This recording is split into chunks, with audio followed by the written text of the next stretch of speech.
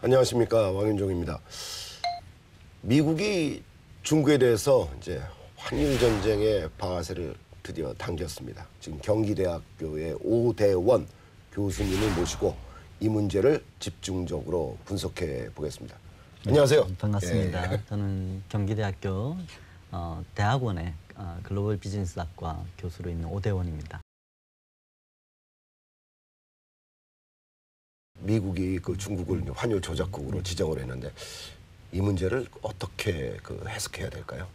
많이 놀랬죠. 그리고 정말 특이한 사항이었는데 25년 전에 그 지정을 한 이후에 그러니까 사문화되어 있던 법을 꺼내 들었다는 점에서 첫 번째 적용한 법률 조항이 희한했고요. 예. 그다음에 두 번째는 시점도 이게 환율 조작국을 지정하는 시점이 아니지 않습니까? 그렇죠. 아시다시피 4월하고 10월 두 번 이 예. 환율 보고서를 내는데 그렇죠. 이때 환율 조작국이냐 환율 관찰 대상국이냐 뭐 이런 것들을 그렇죠. 공표한단 말이죠. 근데 이거는 특이하게도 8월 5일에 어떤 중국의 액션, 말하자면 부작위에 의한 액션이 있었고 이에 대응해서 바로 문희신 장관이 대통령의 문희신 장관의 예. 즉각적인 반응으로 환율 조작국을 지정했다는 점. 두 가지 법률 조항이 특이했다. 그다음에 이 시점이 희한하다는 점에서 우리한테 시사하는 바가 되게 컸습니다. 2015년에 오바마 정부 때 과거에 있었던 이제 클린턴 정부 당시에 88년에 종합무역법에서 환율 조작국을 지정하는데 첫 번째 대상이 사실 한국이었어요. 우리나라, 대만, 예, 대만, 그 한국, 중국, 대만이 예. 그 대상이어가지고 과도한 무역 흑자를 보는 나라 예. 뭐 이렇게 해가지고 하던 모호한 기준 때문에 예. 그걸 이제 바꿔야 돼가지고 2015년 오바마 정부에서 이 교역 촉진법이라고 구체적인 3가지 기준과 그쵸. 예 이런 경우에 몇 가지에 해당하면 관찰 대상국인지 조작국인지 이런 3개를 다 해당되면 이제 조작국이, 조작국이 되는 거고, 되고 2개 정도 되면 이제 관찰 대상국이 우리나라도 되고. 늘 이제 관찰 대상국이었죠. 예. 우리는 거기서 벗어나려고 지금 네. 기대하고 있었는데 이번에 내놓은 법은 사문화되었다고 생각했던 88년도 진짜 쌍팔년도 법을 갑자기 확 꺼내 들었습니다. 그리고 그 보고서, 그러니까 환율 조작국으로 지정하는 시점도 아닌데 갑자기 지정을 했습니다. 그래서 미국은 뭐든 할 수 있구나 해서 교역 대상인 21개의 주요 감시 대상국들한테 공포의 시그널이 됐죠. 그런 의미에서. 그렇죠. 예, 그렇습니다. 그것도 중국이 적극적으로 환율 조작에 개입했다는 증거가 사실 없어요. 합리적 의심은 항상 할 수 있지만. 합리적 의심을 할 수 있지만요. 그래서 이번에 포치라고 하는데 네. 그러니까 실위안이죠. 1달러당 위안화의 가치가 이게 숫자가 높아지면 위안화 가치가 떨어지는 거 아닙니까? 그래서 7달러를 마지노선으로 생각했는데 사실 지난 5월이나 6월이나 이렇게 계속 그렇죠. 6.8 뭐 이 정도 수준에서 중앙은행장들이 꼭 7이 마지노선은 아니야. 그냥 이거는 뭐 수위가 왔다 갔다 할 수 있는 거야라고 시그널을 보내더니 이번 8월 5일에 드디어 이제 넘었다는 거죠. 그렇죠.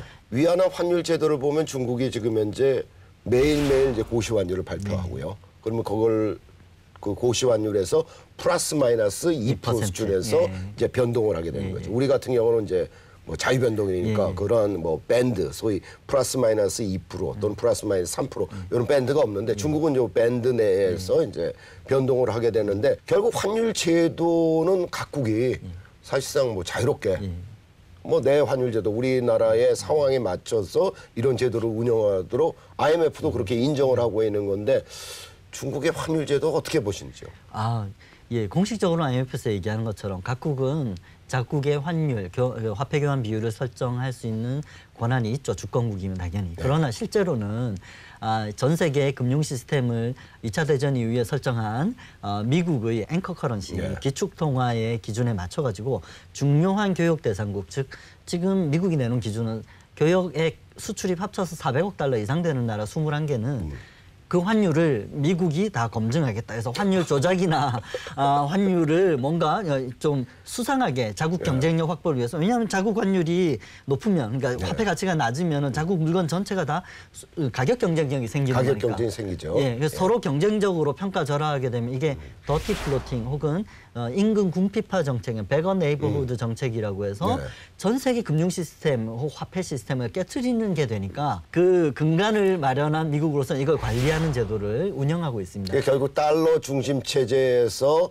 달러 대비 자국 통화를 너무나도 약세로 몰아서 소위 수출 경쟁력을 하는 것은 이것은 잘못된 것이다. 이게 이제 예, 미국의 이제 맞습니다. 판단이고 예. 기축통화국으로서 내가 하는 행동은 옳은 일이다. 예, 예. 아마 미국이 왜 그런 행동하는 나라 한 나라도 없지 않습니까? 예, 맞습니다. 미국만 할 수 있는 것이죠. 그래서 여기에 사실 전과자로 등록된 나라들이 한국, 대만, 그렇죠. 그리고 그동안. 중국. 전 세계에서 가장 제조업 산업의 수출을 잘하던 나라고 그 전에 한번 손봐줬던 나라는 85년도 플라자 협정이라고 하는 일본. 요 네 나라, 아시아의 요 네 개 나라 정도가 특별히 걸려들고 있습니다. 그래서 이제 환율을 보면 이제 금년도부터 보면 아직 그동안 이제 7을 깨지 않았는데 이제 7이 깨졌어요. 앞으로 계속 그 중국이 환율을 뭐 예를 들면 평가절하 계속 해 나갈 것으로 보시는지요? 중국이 돈을 쓰는 겁니다. 자국의 외환 보유액을 풀든지 아니면 중앙은행이 채권을 발행해서 홍콩 같은 데서 위안을 확 걷어들이든지 이렇게 해야지 화폐 가치를 높은 수준으로 억지로 유지할 수 있는데 미국 문우신 장관이 한 얘기는 니네는 지금 돈도 많으면서 외환 보유액도 많으면서 왜 그 돈 써가지고 환율 방어 적극적으로 안 해? 니네 불손해 이러는 거예요. 환율 방어를 하라는 거죠. 환율 방어하라는 것이죠. 예를 들면 97년도 외환위기 때는 우리가 달러가 모자라서 환율 방어를 하려고 해도 못했고 그리고 이제 글로벌 금융위기 때도 이제 환율 방어를 하려고 했는데 결국 우리나라 환율이 달러당 1,400원까지 가지 않았습니까? 결국 이런 상황 하에서 외환 보유고가 엄청나게 많은 중국의 입장에서는 돈을 풀어라. IMF 적절하게 지적해 주셨는데 그때 우리 외환 보유고가 바닥이 나니까 전 세계 네. 환투기 세력이 우리를 타겟해가지고 들어왔어요. 환투기 세력의 먹잇감이 돼요. 네. 그러니까 위안화가 지금 3조 1,000억 달러 예, 그렇죠. 조금 넘었는데 이게 3조 밑으로 깨진다라든지 이런 시그널을 주면 전 세계 투기 세력에 안 좋은 시그널을 주는 거죠. 그러면 그래서 어떤 방법으로 외환 보유고를 깨지 않으면서 할 수 있는 방법은 결국 빚을 지는 거죠. 예. 중앙은행이 빚을 져서 종이를 주고 시장에서 돈을 걷어들이는 겁니다. 그래서 채권 발행, 외환 안정 채권 이런 거를 홍콩 시장에서 지난 5월에도 한 3조 정도, 그러니까 한 29억 달러 정도를 발행해가지고 200억 위안을 걷어들였고 이런 식으로 중국이 계속 빚을 져가면서 자국 환율을 버티고 있는 거예요. 근데 이 시그널을 주는 것도 역시 국제적인 투기 세력한테는 야, 우리 지금 갔다가 이 팔면 지금 여기서 이익 볼 수 있어 하는 시그널이 되기 때문에 중국으로서 부담스럽죠. 홍콩에서는 가능할 수 있는데 어느 정도 이제 투기 세력들이 중국 내부에서의 이제 그러니까 위안화 달러 시장, 달러 위안화 시장에는 그 투기 세력이 들어갈 수 없는 것 아닙니까? 그러니까 어느 정도 이제 보호막은 쳐 있는데 맞습니다. 소위 역외 시장에서는 투기가 얼마든지 가능하다. 근데 맞습니다. 역외 시장과 역내 시장이 그 느슨하게 연결되어 있는 것 아닙니까? 그럼 격차가 커지죠. 그렇죠. 이 격차가 커지는 것 자체도 중국 경제에는 사실 부담이 되니까 실질 환율은 저 변동 환율이 적용되는 역외 시장일 거예요. 홍콩 환율이 CNH라고 하는데 그거랑 CNY 두 개의 고시 환율인데 이거 사실은 중국이 자유변동환율제로 가고 금융시장 개방하기 위해서 점진적으로 맞춰놨거든요. 맞춰놨죠. 이걸 깨트리는 엄청난 비용이 되는 거죠. 시간도 걸리는 것이고. 중국한테 부담입니다. 근데 문우신 장관이 요청한 것이 중국한테는 사실 좀 큰 부담이 되어서 중앙은행 총재가 2번에 걸쳐가지고 이게 바오치라고 하는 7위안선을 반드시 사수해야 되는 것은 아니다라는 시그널을 계속 줬었죠. 그럼 이제 결국 환율 제도를 좀 투명하게 운영하고 밴드를 이제 푸는 거, 요거는 조금 중기적으로 가야 될 스텝이라고 볼 수 있죠. 예, 중국은 중기적으로 가고 싶어 하는데 이번 경우에 좀 이제 그런 데서 미국하고 좀 빨리 싸움이 일어날 것 같은 생각이 듭니다. 우리가 위안화 환율이 이렇게 변동을 하게 되면 사실상 거기는 관리 변동 환율제고 우리는 자유 변동인데 우리나라 환율이 자꾸 위안화의 움직임에 따라가는 모습. 이걸 소위 말해서 이제 동조화라고 하지 않습니까? 같이 움직이는데 그런 현상들이 나타나고 있어서 위안화가 약세로 가면 원화도 동반해서 약세로 가는 현상이 있는데 원인이 뭐라고 생각하십니까? 환율을 얘기할 때 두 개의 환율이 있는데 하나는 명목 환율이고 고시되고 있는 두 번째는 실질 환율 아닙니까? 실질 환율에서 가장 대표적인 것이 교역량이 가장 많은 국가들과 물가로 어떻게 연결이 되어 있냐. 일물 일가의 법칙이라고 하는 것이 적용이 된다고 이제 이론상으로 됩니다. 이론상으로는. 굉장히 밀접하게 중국 경제와 한국 경제는 연동이 되어 있기 때문에 그러면 이제 그 나라 경제의 성적표가 환율이고 그럼 위안화 환율이 변하면 네, 그러니까 좋아져도 한국 환율도 역시 가치가 올라가고 나빠져도 역시 위안화 환율의 가치 절하에 따라서 우리도 절하되는 이런 현상을 가지게 됩니다. 그러면 이제 위안화 환율이 뭐 어떤 질이 깨지더라도 조금 현 상태에서 안정을 보인다 그러면 더 이상 우리나라 환율이 지금 뭐 1,200원을 넘었는데 1,250까지 간다는 사람들도 있는데 아주 극단적으로 우리 원화 환율이 망가지고 급상승할 가능성은 제한적이라 이렇게 봐도 좀 되겠습니까? 시장을 안정시키려는 뭐 의도는 없습니다만. 환율이라고 하는 것이 참 여러 가지 요인으로 되지 않습니까? 특히 또 지금같이 우리하고 또 다른 교역 중대 상대인 일본과의 그리고 우리의 주요한 수출품이 반도체 디스플레이 이런 쪽에 약간의 안 좋은 시그널이 있을 때 또 이것도 환율에 영향을 주기 때문에 어떻다고는 할 수는 없지만 중국만 놓고 볼 때 다른 조건을 일정하고 중국만 놓고 볼 때는 영향이 제한적일 수 있게 되겠죠. 다행히 이게 바우치를 해서 이제 7위안 선을 지키는 것은 우리한테도 좀 안정성에 도움이 되는 시그널이라고 볼 수는 있습니다. 사실 우리나라 외환 시장은 이제 97년도 외환 위기를 겪은 다음에 이제 상당히 이제 환율 제도가 많이 변했고요. 지금은 뭐 미국에서도 우리나라 이제 외환 시장에 개입하는 통계를 우리가 반기 1년에 2번 정도는 이제 구체적으로 발표를 다 합니다. 그래서 상당히 그 투명하게 환율 제도를 운영하고 있기 때문에 우리가 좀 환율이 지금 현재 상승을 했다고 해서 미국이 우리나라를 환율 조작국으로 지정하지는 않겠죠. 첫 번째 말씀드렸다시피 우리는 사실 관찰 대상국인데 여기에서 이번 10월달 보고서에서는 좀 빠지지 않을까 하는 기대도 있었어요. 근데 이제 그건 접고 조마조마한 거죠. 오히려 미국이 뭐든 하는데 혹시 미국이 수틀리면 그럴 수 있죠. 우리도 환율 조작국으로 지정할 수도 있죠. 지금 일방주의와 보호무역주의로 약간 전 세계적인 트렌드가 바뀌고 있지 않습니까? 한국하고 우방이긴 하지만 그건 그거고 니네도 왜 화폐 가치 안 올려? 이렇게 하면 우리가 할 말이 니네 빨리 방어해. 우리도 지금 전 세계 9위의 외환 보유액을 가지고 있는 국가입니다. 그리고 자유변동 환율제로 하고 있는 국가고. 자, 그러면 니네 화폐 방어를 좀 적극적으로 해 요구하면서 환율 조작국으로 지정하면 큰일 나는 거죠, 우리가. 근데 우리 정부 입장에서도 우리 그 뭐 수입업자들도 그렇고 여러 가지 지금 뭐 불만이 많습니다. 너무 빠르게 이제 환율이 올라간다 그래서 걱정도 많이 하는데 미국하고 잘 그 얘기를 해서 우리 또 좀 약간은 환율 안정을 위한 그 대책을 좀 마련해야 된다라는 그런 시각도 있습니다. 지금 특히 우리 시장이 특히 우리 금융시장이 ATM이라고 있지 않습니까? 현금 인출기. 그렇죠. 외국인 투자자들이 가장 돈을 빼기 쉬운 그러니까 돈이 빠져나가는 것만큼 우리 원화가 약세를 보이고 환율이 상승하는 거거든요. 그런 측면에서 본다고 하면은 적정한 수준에서 환율 안정은 제가 볼 때는 필요하지 않을까 맞습니다. 이런 생각을 하는데 어떻게 보시는지요? 중앙은행의 역할 중에 하나가 변동성이 너무 큰 것은 기업한테 어쨌든 안 좋습니다. 그래서 스무딩이라는 게 중요하죠. 스무딩 오퍼레이션이라고 하는 거를 하기 위해서 외국 한 평형 채권 뭐 이런 것도 발행하고 하죠.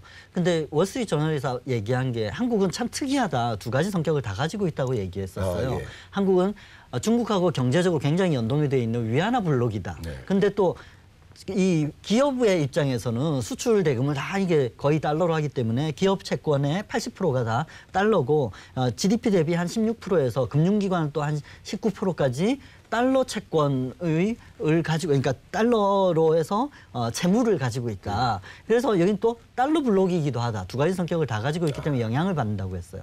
그러니까 어쨌든 이 환율이 변동이 아래위로 크게 되는 것은 중앙은행이 나가서 조정을 하고 아까 말씀하신 대로 6개월마다 한 번씩 언제 개입했었다. 이걸 다 발표를 하는 투명한 제도를 운영하고 있죠. 금융시장이 이렇게 개방이 돼 있으면서도 또 우리처럼 이렇게 볼륨도 꽤 크죠. 주식하고 그렇죠. 채권시장 꽤 크고 그러면서도 전 세계의 자산 중에서 안전자산이 위안화나 달러나 유로화로 분류되지 않는 희한한 신흥국 금융시장 이게 한국이라서 ATM기라고 지금 불리고 있는 것이죠. 이제 중국을 이제 환율 조작국으로 지정은 했고, 근데 이게 당장은 환율 전쟁은 아닌 것 같아요. 제가 볼 때는 좀 우리 언론들은 굉장히 좀 이렇게 그 과장해서 표현하고 또 외국 언론들도 그렇게 표현하는 데가 있더라고요. 근데 이제 환율 전쟁이라기보다는 예를 들면 조작했다 그러면 이제 처벌을 내려야 되는데.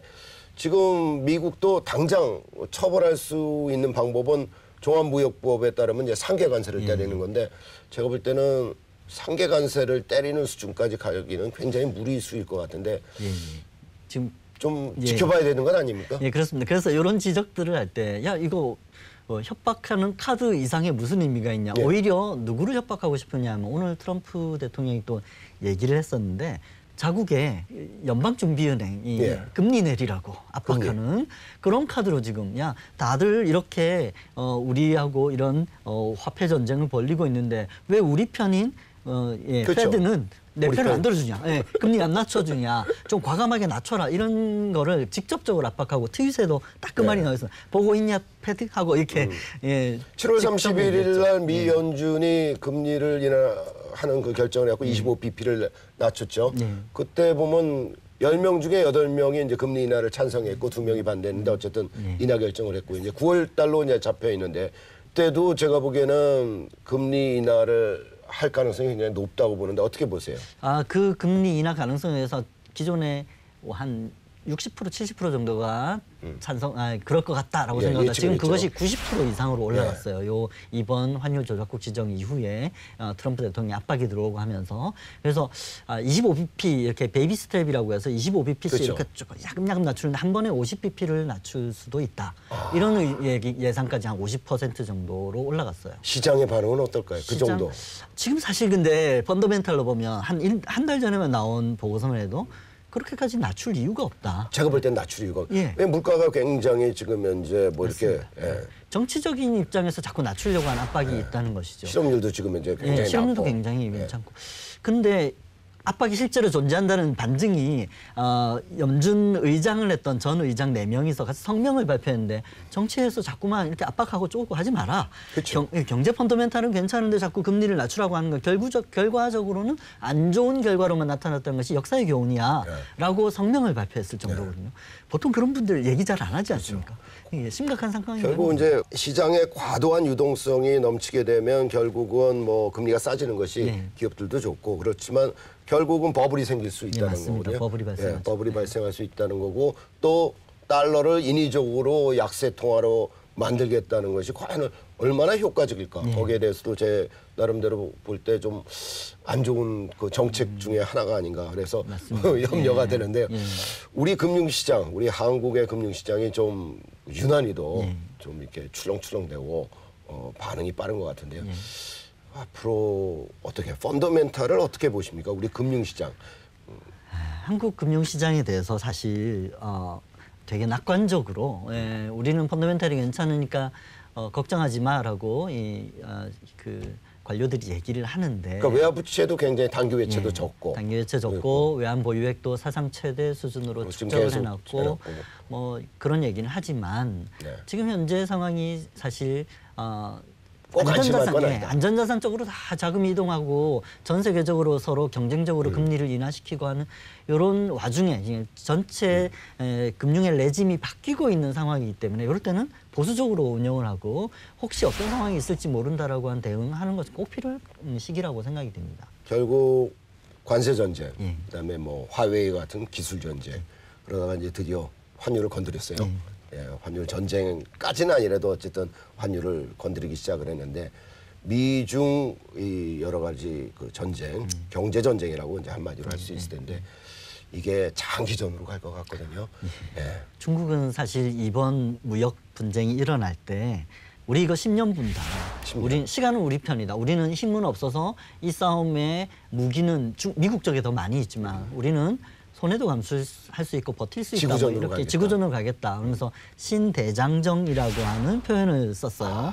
실제로 대장정 탑에 헌화하면서 시진핑이 그 미중 무역 협상에 임하는 이런 게 신화사를 통해 가지고 쫙 이게 뭐냐면 정신부장은 강화하고 있고 뭐 이런 식입니다. 그러니까 그거밖에 할 수 있는 게 없죠. 사실은 때릴 수 있는 카드는 미국이 훨씬 많죠. 미국하고 중국은 사실 경제 면에서는 사실 싸울 수 있는 상대가 아니지 않습니까? 훨씬 모자라죠, 중국이. 그걸 알고 있기 때문에 장기전으로 가는데 중국도 뭐 트럼프 재선이 되면 끝날 거다 이렇게 생각하는 건 너무 순진한 생각이다라고 트럼프 대통령도 얘기하고 있고 전문가들도 2년에서 6년까지 중장기적으로 공화당이든 민주당이 할 것 없이 다 이 아시아 지역의 힘을 빼놓기 위한 어떤 전쟁을 벌이고 있다라고 생각들을 하지 않습니까? 그게 아시아 시대가 끝났다는 시대가 끝났다. 그런 얘기들도 나오는데 이게 좀 걱정스럽습니다. 그래서 맞습니다.